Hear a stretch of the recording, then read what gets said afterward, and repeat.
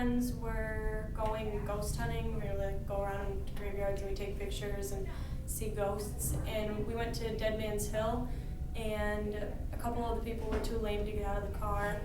And so there was just like two of us, and we got out and we were walking around and like taking pictures, and like we were hearing stuff the whole time. We were like, whatever, it was windy, we didn't think anything of it.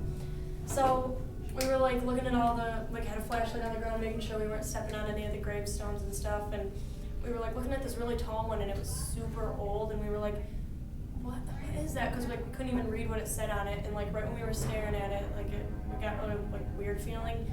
So we kept walking, and we turned around and started walking back to the car because they were still sitting in the car and it was running. And like the top of the gravestone like tipped over, and like it didn't fall. It like was like set down because it was like sitting up still, but it was just down. So then we freaked out. We ran back to the car and took pictures of the car because we had to make sure there was nothing around the car before we got in it. And then we got in and we left because we were freaked out.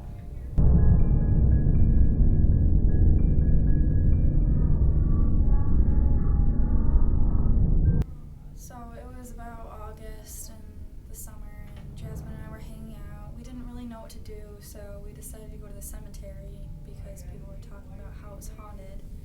And we thought it was funny. Yeah. So we went at night, which it ended up being even more creepier. So we walked into the fence, which we knew we shouldn't have after the overwhelming feeling we had. It was locked. It was locked, and we shouldn't have crossed in there, but we looking around and we were looking at the graves and all of them that were cracked and old looking. Fallen over. There were definitely a lot of them fallen over, but we started kind of joking around with each other. I mean, we weren't making fun of the graves or anything like that, but It was kind of making fun of like it being like people saying it was haunted, like, oh, did you see that? Or yeah, even though we had an overwhelming feeling, but I think we had that feeling because I mean people were talking about how it was haunted, and yeah. so we just kept walking around the graves, and eventually we heard this crackling noise, and we didn't think really much of it. I looked at Jasmine. Jasmine looked back at me, and she said, "Did you hear that?" And I told her yes. But we were like at the back side of the like graveyard now. Like we weren't at the front like by the car. Like we were like back in the woods. Yeah. So I mean, we kind of were creeped out about it, but we kept going, and Cause the woods. Cause we figured like a squirrel or something was moving. yeah, it sounded like a squirrel or something. It was Kind of didn't want to basically sticks believe cracking. kind of like what might actually be happening. Just kind of like ignoring the fact. yeah. So